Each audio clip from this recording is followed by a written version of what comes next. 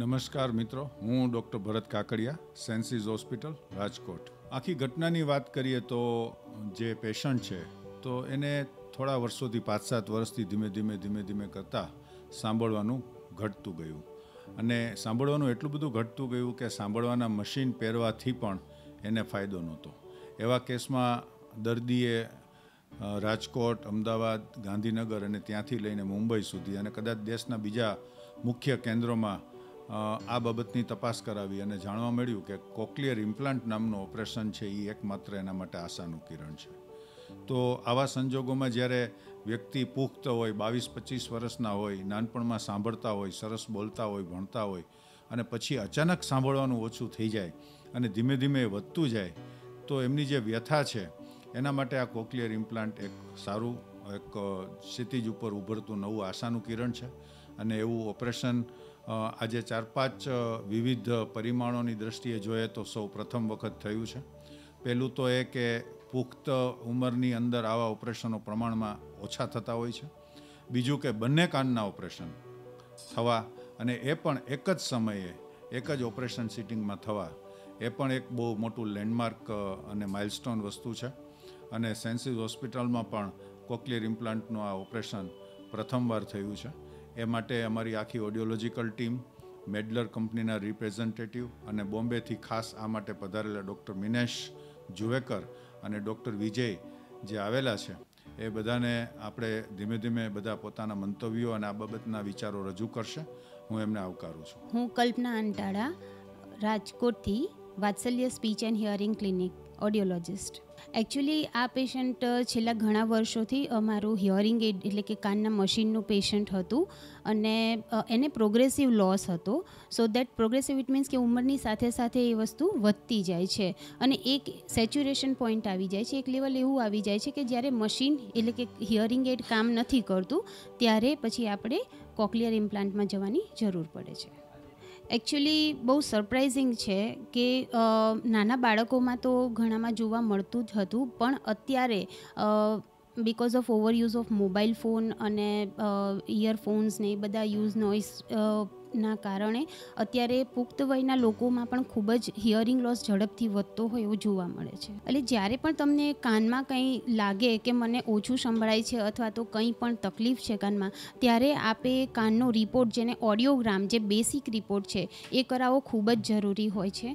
અને એ કાનની તપાસ નાના બાળક, જે 1 દિવસનું બાળક હોય ત્યાંથી લઈને કેટલી પણ ઉંમરના વ્યક્તિ હોય એમાં પોસિબલ હોય છે. નાના બાળકોમાં જે રિસ્પોન્સ નથી આપી શકતા એ રિપોર્ટને ઓબ્જેક્ટિવ રિપોર્ટ્સ એટલે કે બેરા અને ઓઈ કહેવામાં આવે છે. અને જે એડલ્ટમાં કરવામાં આવે છે, જે પોતે રિસ્પોન્સ આપી શકે છે, એને પ્યોટોન ઓડિયોગ્રામ, ऑडियोमेट्री કહેવામાં આવે છે. हेलो, मेरा नाम सोमी, मैं cochlear implant company, medal company में काम कर रही हूँ. ये जो हमारा कंपनी है ऑस्ट्रिया में है. पूरा वर्ल्ड में ये हमारा इम्प्लांट्स यूज़ कर रहे हैं. ये जो आज जो हमने ये सर्जरी में यूज़ किया वो हमारा सबसे हाई एंड मॉडल है, Synchrony रोंडो 3, which is 3 Tesla MRA compatible है and the processor is very advance. उसमें पेशेंट को अच्छी से नॉइस में अच्छे से सुनाई देगा और अच्छे से कोई भी इलेक्ट्रॉनिक इंस्ट्रूमेंट में कनेक्ट कर सकते हैं.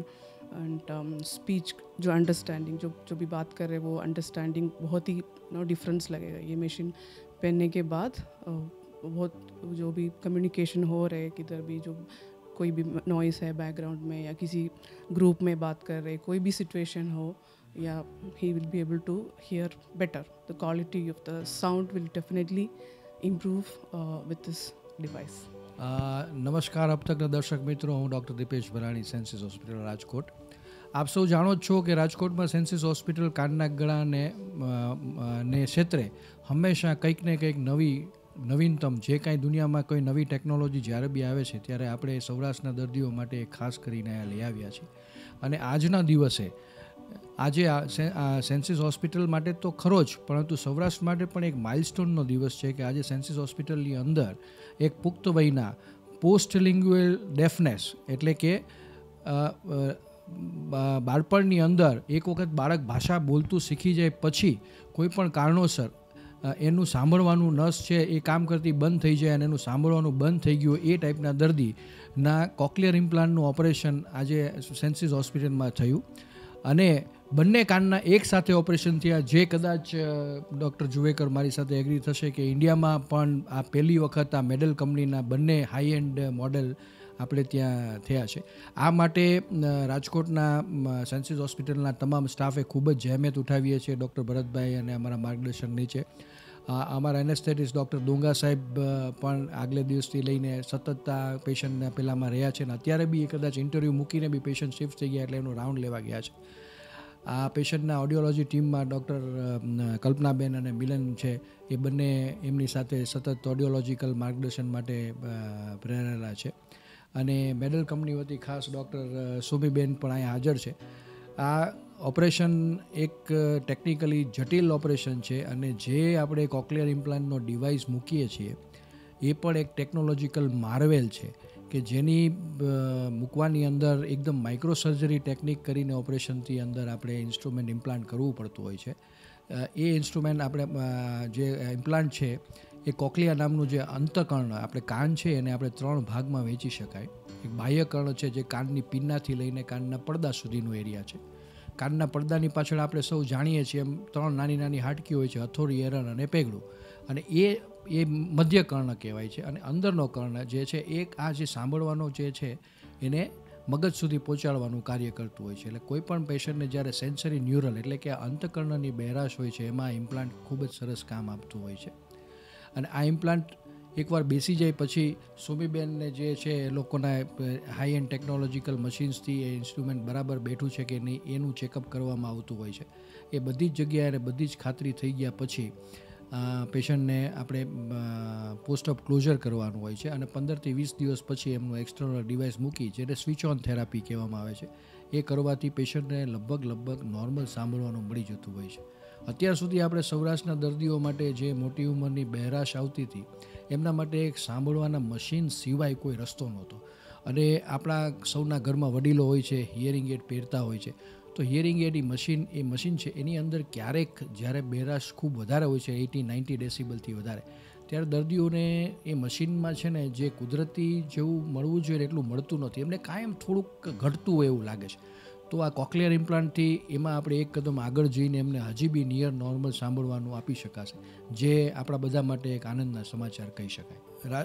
રાજકોટ અને સૌરાષ્ટ્રના મિત્રોને ખાસ મારી વિનંતી છે કે આવા કોઈ પણ જાતના દર્દીઓ જો આપણી આજુબાજુમાં અથવા તો આપણા ઘરના આપણા ફેમિલીમાં હોય કે જેમાં નાના બાળકોથી લઈને વડીલો સુધી એમને કોઈને બહેરાશ લાગતી હોય તો એમનું તુરંત ચેકઅપ કરાવવું જરૂરી છે. જેમ કે ભાઈ કલ્પનાબેને કીધું એમ એનું પ્રાઇમરી ચેકિંગ બધી જગ્યાએ અમારી હોસ્પિટલમાં બી થતું હોય છે કે એમનો એક ઓડિયોગ્રામ રિપોર્ટ કરવાનો હોય છે અને જેનાથી આપણને ખ્યાલ આવે છે કે ભાઈ આ બહેરાશ છે એ કઈ ટાઈપની છે, એમાં કયા રીતે આપણે એને મદદ કરી શકાય. અને હવે તો જેમ કીધું એમ કે પહેલાં અમે ભણતા આજથી 25 વર્ષ પહેલાં 30 વર્ષ પહેલાં ભરતભાઈ ને બધા, ત્યારે એવું હતું કે ભાઈ નસની બહેરાશ થઈ ગઈ એટલે પૂરું, એમાં તમારી પાસે બીજું કોઈ રસ્તો ન રહે. પણ હવે ટેકનોલોજી આવતા હિયરિંગ એડ બી પહેલાં કરતાં ખૂબ સારા છે અને એનાથી પણ એક કદમ આગળ કોક્લિયર ઇમ્પ્લાન્ટ આવતા હવે આવા કેસમાં બી આપણે દર્દીઓને સાંભળતા કરી શકાય છે. એટલે આપણા માટે બધા માટે આનંદના સમાચાર છે. અને કોઈ પણ હોય આવા દર્દીઓ તો એમને ચોક્કસપણે આ બધી માર્ગદર્શન આપજો અને એમને બી એમના જીવનની અંદર પાછું સાંભળવાનું ચાલુ થાય, કારણ કે સાંભળવાનું એક બહુ જ અગત્યનું છે. મને આ તબક્કે એક વાક્ય હેલન કેલરનું યાદ આવે છે. હેલન કેલર છે એ જન્મથી આંધળા અને બહેરા અને મૂંગા હતા. અમારી હોસ્પિટલમાં અમે એક પોસ્ટર બી મારેલું છે. જ્યારે હેલન કેલરે કોઈ પત્રકાર મિત્રએ એવું પૂછ્યું કે બેન, ભગવાન તમને એક વિશ આપે કે કાં તો તમે દેખતા થાવ, જોતા થાવ, દ્રષ્ટિ મળે, અથવા તો તમને સાંભળતા થાવ, તો તમે શું પસંદ કરશો? તો હેલન કેલરે એમ કીધું હતું કે હું ઈશ્વર પાસે છે ને સાંભળવાની શક્તિ માંગીશ. સાંભળવાનું મળશે ને તો હું સોસાયટીના મિત્રો અને સગાવાલાઓ સાથે કનેક્ટ થઈ શકીશ. જો મને ખાલી જોવાનું મળશે ને તો હું ખાલી જોઈને જ આનંદ લઈ શકીશ. એટલે સાંભળવાનું આપણા બધા માટે એક ખૂબ જ અગત્યની ઇન્દ્રિય છે જે ઈશ્વરે આપણને આપેલી છે. એટલે એનું સૌએ મળીને જતન કરીએ. કાનને ખોટા ખોતર ના કરીએ. કાનમાંથી રસી નીકળે તો તુરંત ડૉક્ટર સાહેબની સલાહ લઈએ. આ બધા નાના નાના પોઈન્ટ્સ છે જેથી કરીને આપણે કાનની માવજત કરીશું તો આપણું કાન આપણને વર્ષોના વર્ષો સુધી સાંભળવાનું સારી રીતે રહેશે. नमस्कार, मैं डॉक्टर मीनेश जुएकर, कान नाक गले का तज्ञ, जे हॉस्पिटल मुंबई और बॉम्बे हॉस्पिटल मुंबई से आया हूँ. आज हम मुंबई से खास राजकोट एक पेशेंट के लिए आए थे ये एक नवयुवक था और इसकी कान के सुनने की क्षमता धीरे धीरे कमती होती जा रही थी कि उसको सुनने का मशीन से अब फ़ायदा नहीं हो रहा था। तो यहाँ पे हम और हमारी टीम है सेंसिस हॉस्पिटल में आए, डॉक्टर भरत भाई सर इधर है, हमारे ऑडियोलॉजी टीम है, मेडल कंपनी के लोगों ने, हमने दोनों कान का रोंडो 3 का दोनों कान का एक साथ में कॉक्लियर इम्प्लांट ये ऑपरेशन सक्सेसफुली किया है। देखिए केस काफ़ी मुश्किल था 3 कारणों की वजह से। पहले तो कॉक्लियर इम्प्लांट ऑपरेशन जो होता है अधिकतर यंग बच्चों में होता है, 1 से 3 साल की उम्र के अंदर होता है।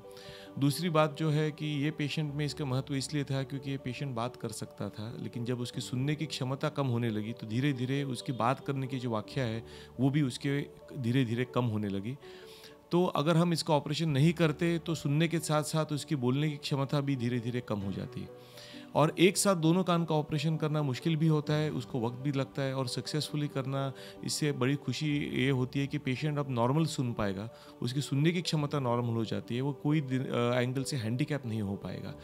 ये ऑपरेशन बहुत रेयर होता है क्योंकि अडल्ट जो लोग पेशेंट है उनका दोनों कान का ऑपरेशन एक साथ में ये रोंडो 3 जो होता है बहुत कम हुआ है। ये ऑपरेशन सब मिला के 5.5 से 6 घंटे का चला। एक्सपीरियंस काफ़ी चैलेंजिंग था क्योंकि कान थोड़ा अंदर से अलग होता है, कान के अंदर बीमारी होती है, लेकिन कान के अंदर इम्प्लांट सही तरह से डालना, उसका रिस्पांस निकालना, ये हमको बहुत इम्पॉर्टेंट होता है। जो हम ऑपरेशन टेबल पे ही हमको मालूम पड़ जाता है कि ऑपरेशन सक्सेसफुल है, पेशेंट सुन रहा है, तभी का तभी मालूम पड़ जाता है।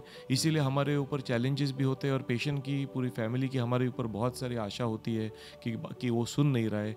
तो इस हिसाब से हमको लगता है कि हमने काफ़ी सक्सेसफुली ये ऑपरेशन कर दिया है।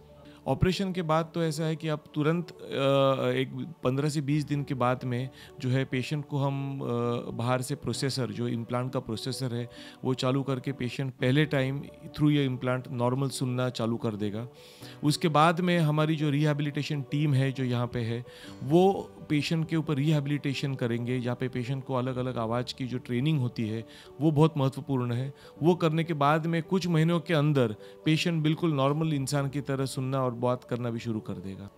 ये ऐसा है कि पहली बात तो टिप देने के लिए इम्पोर्टेंट ये है कि लोगों को आशा रखना चाहिए कि जो छोटे बच्चे हैं उनमें भी कॉक्लियर इम्प्लांट का ऑपरेशन होता है, और जो बुज़ुर्ग लोग हैं अगर फिट है तो उनमें भी हम ये ऑपरेशन कर सकते हैं।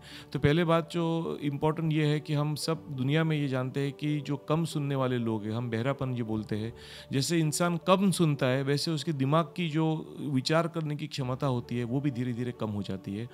तो जो भी इंसान कम सुनते हैं उसको ऑपरेशन या सुनने की मशीन ये लाना ज़रूरी है। और रही आवाज़ की बात, वर्ल्ड हेल्थ ने ये बताया कि 80 से 90 डेसिबल के ऊपर की आवाज़ आपके कान के लिए हानिकारक होती है। तो बहुत ज़्यादा लाउड नॉइज़ जो है सुनना कई घंटे तक धीरे धीरे आपकी कान की सुनने की नस और सुनने की क्षमता कम हो सकती है। तो सब लोगों ने कान का ख्यास करके ख्याल रखना चाहिए, क्योंकि जब आप कम सुनेंगे उसके बाद में काफ़ी लोगों को उसकी महत्व समझ में आता है कि सुनना कितना ઇમ્પોર્ટન્ટ હોતા है अपनी लाइफ के लिए। આવા જ અવનવા વિડીયોઝ માટે અબ તકની ચેનલને સબસ્ક્રાઇબ, લાઇક અને શેર કરતા ના ભૂલશો। આ જ રીતે જોડાયેલા રહો અબ તક સાથે।